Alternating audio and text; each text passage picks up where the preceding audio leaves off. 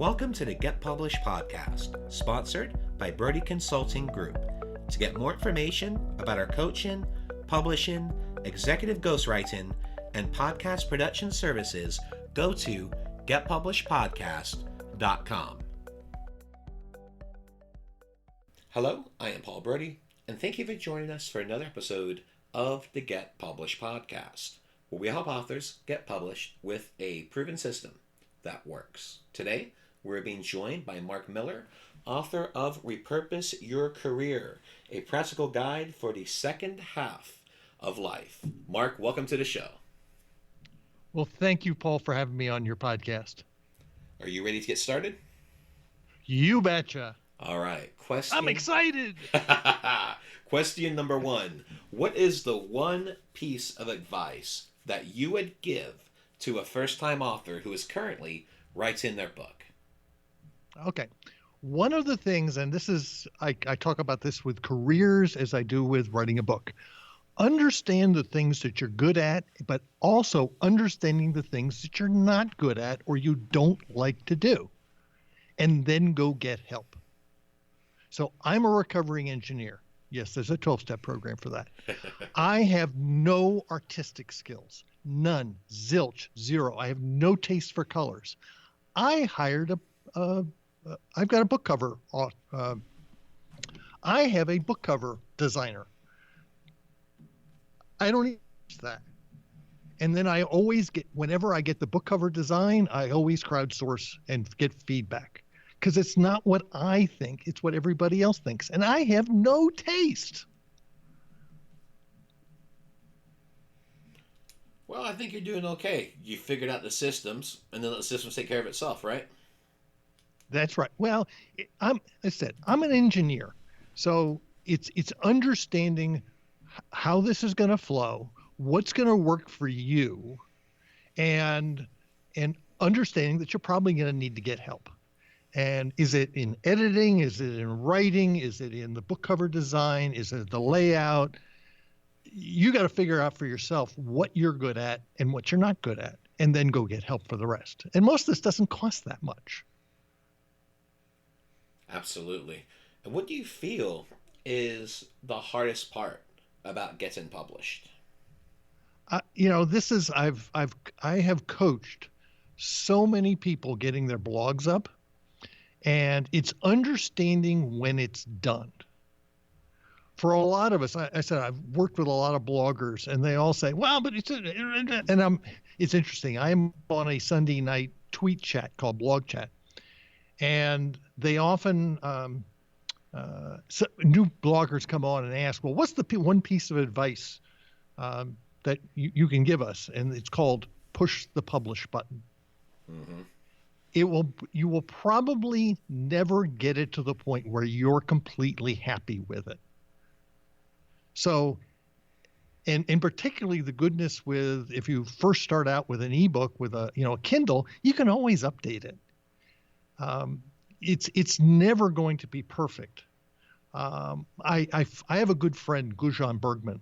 He's Icelandic, so Guðjón is different from Bad John, and I follow his philosophies. And one of his mantras is, when you're going to write a book, write a book, not the book. Right? Because and I said, I'm on my third edition of Repurpose Your Career. We keep on adding to it each time. So when I wrote the first one, we figured out, number one, you need, I think, 131 pages to get a side binding on what was then CreateSpace. And so we picked the font size and the paper size, so we got to 140 pages. And the next book, we added about 25% more material, and we're doing it again. We're going to redo about 4 or 5 chapters and add about another 25% more material. And I just keep on, in other words, the product just keeps on improving. And you're never going to be satisfied, right? Like we talked beforehand, I have the worst boss ever, me. I'm a jerk. Right. So I'm a hard person to satisfy. So just go ahead and publish. This is always two mantras I teach my clients. One, don't be afraid to take the plunge, but most importantly, done is better than perfect. You can fix it, you can clean it up later, you can make additions to it, you can do second editions, third editions, fourth editions, kind of like what you've done. You can always fix it down the line. But I think the biggest fear is just hitting that publish button and sharing your knowledge with the world. Well, one of the things I find with a lot of folks is you're going to get criticized. Oh, it's going to be horrible. People are going to say horrible things about it. Well, the reality is, no. I mean, I do a lot of crowdsourcing. With my first book, when I came up with the first draft, I passed it around to about 40 people I knew and said, okay, be horribly critical. Tell me what you think. And they all came back glowing with except one thing. And it was, they said, oh, all your stories are your stories. You don't have anybody else's career stories. I said, that's true, because I don't have anybody else's for the first book. What did I do in the second edition? I added a whole bunch of client stories. Mm-hmm. So, but it also gave me it validated that I was at least going down the right path. I've done this with book covers. I've done it with logo designs. I get other people's feedback. And a lot of times it comes down, you're probably not going to get the criticism you think you will. You may get a lot of quiet. Yeah. And no one giving you anything, but the likelihood of you getting a lot of criticism is pretty unlikely, particularly if you've done your homework and don't have typos in your manuscript, and you get enough eyeballs on it that it's of decent quality. Absolutely. Well, let's talk about marketing. So please share a marketing strategy that you have used in your book launch that has worked well. Yeah, I'm very fortunate. I have a very loyal following. My email list is now around 4,000, and it's a very loyal 4,000. And the other piece is, with this last book, I actually launched the podcast to support the book launch. And what I did was, the 6 months leading up, once a month, I recorded one of the chapters. And it was both to get feedback, but also it allowed me to record it. So when I actually published it, I could get the audiobook out, 3 or 4 months after I published the Kindle and the paperback. This time, I'm going to actually be recording and release them all simultaneously. But similarly, what I'm doing right now is I've got a review team, which I advertise on my podcast, of about 100 people. And I am releasing individual chapters one at a time. One of the mistakes I've made in the past is I've released a whole transcript on PDF. And even though I blasted it out with, do not copy and this is that, it still ended up on download sites. Mm-hmm. So this time I'm just releasing individual chapters, and I've asked everyone for feedback. And what I'll find is, if I get 100 people on my list, I may get 30 to 50 who will write a review in the first, week that I launched the product. I launched the book. So, as we all know, getting a following that will rapidly write reviews at book launch is, it's very worthwhile. And this time, because I now run Amazon ads, I'm going to figure out how I run Amazon ads right at the very book launch, and I'm going to probably spend a few bucks heavily promoting it on Amazon. Well, you mentioned that you're advertising to get a review team. You said you're doing that on your podcast? Yeah, I announced on my podcast that I've been doing it on my email list and on my podcast, where I say I'm looking for reviewers. And by the way, here's what I'm asking for. I'm going to send you pre-release copies of individual chapters in exchange that you will write a honest review when the book gets launched. I don't ever ask, I want a 5-star review. Mm-hmm. All I want is an honest review. And by the way, I do the same thing with my podcast. I just simply ask people, if you're going to write a review, just write an honest one. Because all I'm trying to do is, one of the things I've learned is a book on Amazon, and there are 100 5-star reviews. There's probably something wrong. Oh yeah. Right. But if they're 2 and 3-star and 4-star reviews are okay, as long as the most of them are 5 and 4, that's okay. Mm-hmm. You're not going to make everybody happy. I don't think a book is legit until you get a bad review. And I'll give you an example. So with Podcast 101, we'll be launching it officially this week. We did the soft launch last week. We've had, I think it's like 12 reviews, and we got 1 negative review yesterday. And I was like, that's fine. I like the fact that you have at least 1 or 2 negative reviews because it shows that it's legitimate, and it just shows a counterpoint. So for me, I think your book's not legit until you get at least 1 negative review. Yeah. And by the way, when they write the negative review, just learn from it. Yep. And yes, I've been blogging for 7 years. There are trolls out there. There are people who will write nasty stuff just to write nasty stuff. Mm-hmm. Okay, I let it go slide off my back. So it's fine. Oh yeah, I refer to them as the keyboard warriors. Yeah, I've had people who've written reviews saying, "Oh, this book has so many typos. These people must be idiots for it." It's like, where are you getting that? Okay. And you mark it for Amazon, say this is kind of bogus, but it never gets taken down, but that's okay. Yeah, but as far as I'm concerned, that just makes your book legit. I would much rather, I like to get a couple negative reviews because first of all, I like the counterpoint, but secondly, I don't want my launches and my clients' launches to look manufactured because they're not. We reach out to people, we ask them for honest reviews. If they're able to help, great. And you're right. I mean, you have to reach out to a lot of people. If you're reaching out to 100 people and you're getting 30 people to write a review at some point, that's pretty darn good. Because I know my first launch, we reached out to over 100 people and we got 12 reviews.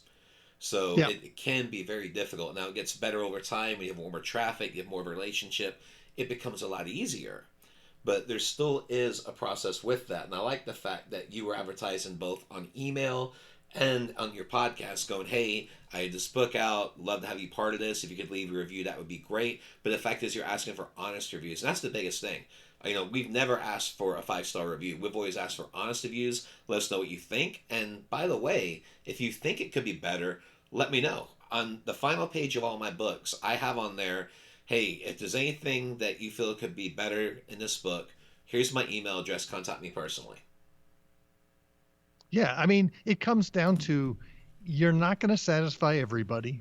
Yeah. In my case, I'm dealing with primarily baby boomers, and where they are in their career search, in their journey, varies a lot. And I've had some people who say, well, this is too basic. Okay, then it's not the right book for you. That's okay. By the way, if in that case, email me and I'll refund your money. That's fine. But yeah, you're not going to make everybody happy. Absolutely. Let's talk about your favorite book. So what is your favorite book? And what was the number one thing that you learned from it? Speaking of reviews, right? Yeah. My favorite book is Necessary Endings by Dr. Henry Cloud. And the premise behind the book is in order for new things to begin, old things often have to end. And put it bluntly, for most of us, we don't like ending stuff. Mm-hmm. And I've used this with my online community, with clients, and I'll use the example. I lived in Austin, Texas for 40 years. Our son was raised there. He went off to college. He left. And I moved there in 1978 when it was the cheapest housing market in the country, and now it's the most expensive place in the Southwest. And it suddenly got me thinking about, why am I still here? I don't have any family here other than my wife. And she's going with me. You know, friends, but my business doesn't require to be here. So that's why I'm in Ajijic, Mexico now. And we picked up and moved. And the book got me to think. And rather interesting, he starts out the book by talking about a rose gardener. And a rose bush will put out more buds than it can sustain. So a good rose gardener will start out and trim the rose bush so that certain limbs will grow, and you'll trim off other ones. So it'll grow the way you want it. Then the rose gardener will come back later and trim off ones that aren't necessarily doing as well, or maybe crossing other ones, kind of trim things up. And then lastly, the rose gardener will come in and trim up dead limbs. Well, by the way, we have to do that with our career, our relationships, with a lot of stuff. And we don't like doing it. So, as I said, that's my favorite. That's been the book that had the most impact on me in the last couple of years. Well, I'd like to go a little bit off script too, because we had a great conversation before the show started, and I love the fact that you've mentioned about your journey, because what you're doing is tying in exactly to your book with having that practical guide for the second half of life, because you did make the move, and one of the main reasons that you were telling me was the cost of living, the medical costs, and the fact that you can live a lot healthier lifestyle. So could you tell our listeners a little bit more about that journey that you've had? Sure. I started my business career pivot back in 2011. I left my last tech startup in 2011. I launched the brand in 2012. Everything was growing. I grew 20% every year. That until we hit Election Day on 2016. Right after Election Day, my business went off 60%. Boom, thunk. By the way, a lot of people in the career space saw the same thing. People froze. And at that point I said, and by the way, my email lists were growing, everything was growing, but no one was calling me anymore. My sales funnel just dried up. So I said, okay, my wife and I have talked about moving abroad for years. I worked in Germany back in 1983 for 6 months. At that time, I got to cross into Checkpoint Charlie, into East Berlin, which is an experience I'll never forget. And during the years, I've worked in 40 different countries. So we started doing the exploration, and we started testing things out. In 2017, my wife ended up with a condition that put her in the hospital for a few days. We ended up spending $25,000 on health insurance and healthcare in 2017 and did not reach our deductible. I said, that's enough. And at that time, we had just found Ajijic, which is believe it or not, it's one of the claims to have one of the top 3 climates in the world. The average temperature here year round is 72 degrees. We're at 5,000 feet. We're on the shores of Lake Chapala. I'm 4 blocks from the largest lake in Mexico. I'm only 40 minutes from Guadalajara Airport. Guadalajara is the second largest city in Mexico, and I can fly to just about any place in the U.S. for $300. So I can get in and out. It's easy. I live in, and we're going to live on about $30,000 to $35,000 a year. This was doing a lot of homework. I've chronicled all this on my blog and my podcast, and much to my surprise, people have loved what I have written. And by the way, there's going to be another book. My tentative title is A Recovering Engineer's Guide to Moving to Mexico. Everyone loves because I think I don't assume anything. I've got a chapter in my last book on what we call MSU disorder. MSU stands for make stuff up. and you can take stuff and replace it with a 4-letter Germanic word. And the idea is, no, you go figure it out. In fact, I just wrote a blog post on how to handle banking here in Mexico and all the options you have. And it all in this case, it all comes down to how quickly can you get your money? What's the fees, and more importantly, what's the exchange rate? Because that can vary a lot. So yes, I test everything. I'm a recovering engineer. Well, and if you don't mind me asking too, in regards to your accommodations, can you tell us more about that and the comparison versus what you had in Austin? Because I know we were talking about that before the show. When you say comparisons, what do you mean? Well, you live in you are you living in a condo in Mexico, a house? Okay.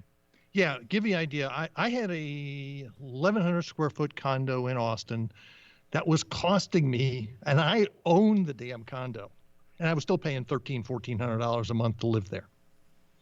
I am now renting a 2-bedroom, 2-bath casita in the center of Ajijic. My total costs for everything is probably $1,000 a month. Wow. I mean, I just paid a real expensive electric bill. I spent 210 pesos for 3 months. Oh. $11 for 3 months of electricity. And that was a really high bill because in January, we were running a little electric heaters in the morning because we'd wake up and it'd be 50 degrees and the floors, they build stuff here out of brick and concrete. So during the winter, which by the way gets to 70 degrees every day, the evenings can be cool and the floors can be really cold. So we would start the heaters up in the morning just to kind of take the chill off for about a half an hour. So it's very inexpensive. I've got 5-star restaurants all around me. This is I like to say being an expat on training wheels, because you could come down here and not learn Spanish. We're not doing that. I'm going to become an affiliate for Rocket Spanish, and it's we chose this. I noticed we said we chose this because my wife. I've traveled the world. I can adapt culturally anywhere. My wife has not. So I wanted to find some place where it was easy for her to culturally fit in to begin with, and then who knows where we'll go from here. When you mentioned too, the medical costs are just incredibly different. I think you mentioned you had multiple things checked out, and it was like $150 versus what would cost thousands upon thousands in the U.S. Yeah, my she had some anemia, so she's been seeing a hematologist. My wife's had endocrinologist. She had thyroid conditions for years, and all of it's treated fairly inexpensively in the U.S. But if to go see the doctor, it's a pain. She went and saw an endocrinologist this last June. There's a lot of funny stories around this, but the endocrinologist spent 2 hours with her. My wife was thrilled. By the way, the cost was 700 pesos, $35. Wow. Oh, by the way, on that Saturday when she met with the doctor, they said, the doctor said, you really need to meet the hematologist. So they made an appointment for the following Monday. 2 days, not 2 months, not 6 months, 2 days in the future. The hematologist spent an hour with her, basically going over her entire history. As I mentioned, my wife's a retired RN. She's a pain in the butt patient. She's loved the healthcare. And the interesting one I get is I get people who tell me, oh, you can't get better healthcare outside of the U.S. And I'm going, you got to be kidding. In fact, a lot of the doctors my wife has seen have been U.S. trained. So, and a lot of them practiced in the U.S. and came back here because they're tired of dealing with the bureaucracy in the U.S. healthcare system. So I can go on this topic forever. Oh, yeah. Well, I want to take a little deeper dive just because the cost you were telling me. And then you also mentioned you go to 5-star restaurants for like $25, including wine. Yes. And, it's different here. There are a lot of small independent restaurants. We've become very good friends with the owner of Pasta Trenta. Carmen invited us to her house for Christmas Eve. I commonly joke we showed up 45 minutes late, which meant we showed up 45 minutes early, because nothing goes off on time here. And or the other joke is mañana does not mean tomorrow; it means not today. So you just have to understand that things go slow, and if you can't accept that, this is not the place for you. When I have to get my propane tank filled, they'll tell me they'll show up in ocho o nueve, between 8 and 9, and they show up at 10:30. Mm-hmm. Right? That's okay. But yeah, the expat community here is so large that there's a whole industry built up around the expat community, and the expat community's been here for 40 years. Nice. Well, I appreciate taking a little deeper dive into that. It's just such a unique story that I really wanted to share that on the show. So I really appreciate you doing that. Sure. Well, let's go into our final question. And I know this is also one we talked about prior to the recording, and that is, what is your favorite quote and why? Okay. I thought about this, and again, I'll pull this from Dr. Cloud's Theory Endings. He says there are three kinds of people. There are smart people, there are stupid people, and then there are evil people. And with evil people, that's why you have lawyers. And you just don't deal with them. Smart people you can reason with, and stupid people you can't. Mm-hmm. And so it's by the way, I can put most people into those three categories. Yeah, absolutely. And I'd ask you why on that one, but I think that answer is pretty self-explanatory. Yeah. Well, over my career, you've ended up with people who, the idea of stupid people is people who say, well, you didn't meet your deadline. Well, someone else did, and someone else did, and they make excuses. Mm-hmm. You can't reason with people like that. Yeah. So don't try.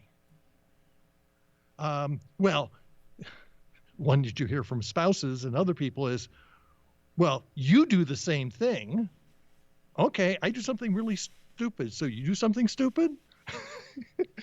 And that's okay. Those are stupid people. And we very often, as a recovering engineer who's worked in marketing and sales, consulting, and all the different, God knows, different areas I've worked in, you have to learn, don't try to reason with those people. Mm-hmm. It's only smart people you can reason with, because you'll bang your head against the wall. And we all know people like I just talked about. That's true. And we've all tried to reason. We've all tried to reason with them, and it doesn't work. Yeah, logic's not for everyone. That's one of the biggest lessons I've learned over the years. It's not. And as someone who is steeped in logic like I am, that's always been a challenge where I'm like, okay, I just got to realize logic's just not for you. Well, it's one of my favorite things I tell people is they'll start talking about, well, it shouldn't be that way and should. I said, you're getting logical. Stop that. Mm-hmm. Stop that. And being an engineer, I'm incredibly logical. And I know that when I run into situations where it is the way it is, where people do stuff because of habits or, I said, I've worked all over the world, and I will never forget teaching a class of Israelis. And I commonly joke, you have very, very indirect cultures like the Chinese, then you have very direct cultures like the Germans, and then you have really direct cultures like the Israelis. Mm-hmm. And I had 4 PhD level engineers come in and tell us that we were stupid, we were idiots for designing the network processor chip, which, by the way, is in every base station on cell towers today. It's owned by Intel. That we were we were daffy for doing what we did. By the way, they bought thousands of our chips. They were so direct, they didn't see themselves as being insulting. Mm-hmm. And therefore, right, it's very cultural, and therefore that's why you see the Israelis and the Arabs don't get along with one another. It's just the way it is. Yeah. Well, Mark, I want to thank you for being a guest on this show. What is the best way for people to find you online? Okay, there are a couple different ways. You can reach me at careerpivot.com. If you want to email me at podcast at careerpivot.com.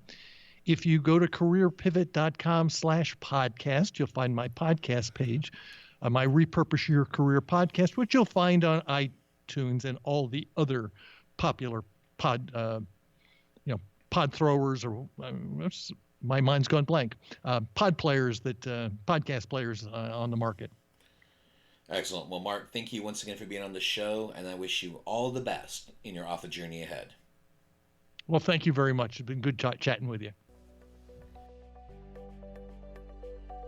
Thanks again for joining us today.